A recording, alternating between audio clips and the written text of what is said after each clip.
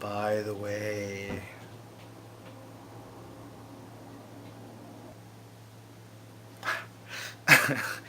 Okay, seriously, let's laugh out loud because this is not supposed to be a scary thing, but this video, I wanted to talk about a scary story. Okay, this story is called The Hook, and I'm sure you guys all know it. The story goes like this.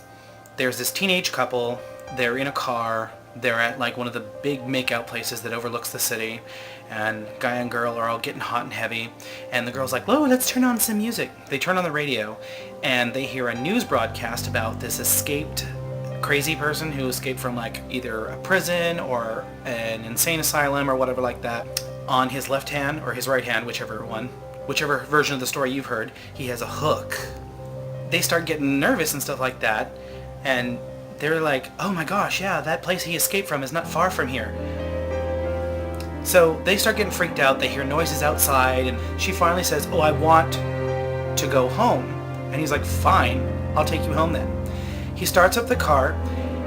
They go to pull away, and she swears to God she hears someone trying to get in her car door as they pull away. He takes her all the way home, and he goes around to her side of the car to let her out, and hanging on the door handle was a hook.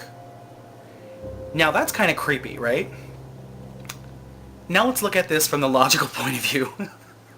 Okay, first things first, I want to say, who in their right minds is making out up on a hill where anyone could find you?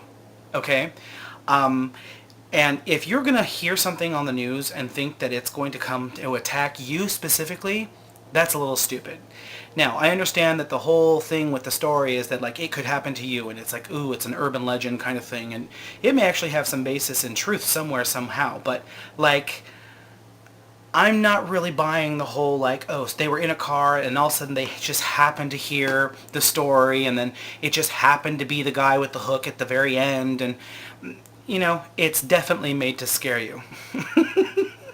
Wow, it's a really good scary story, but if you think about it from a logical point of view, it's kind of lame.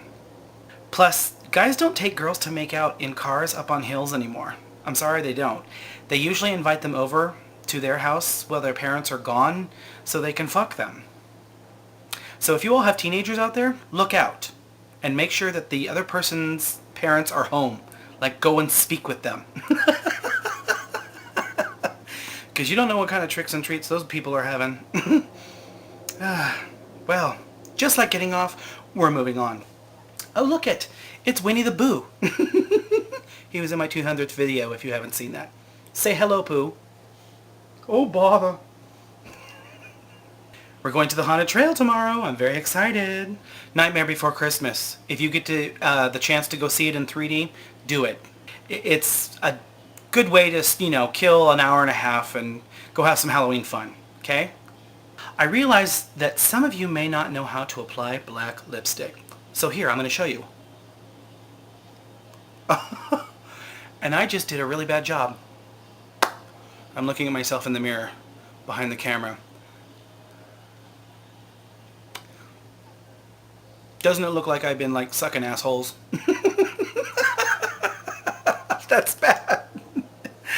Ooh, it's going to drive me to drink. Oh, I'm just going to show you. Okay, I'll take it, the camera down. See?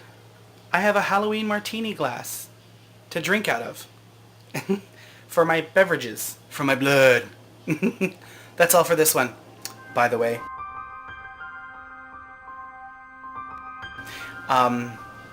If you hear creaks and shrieks in the night, don't go looking for them. It's always bad.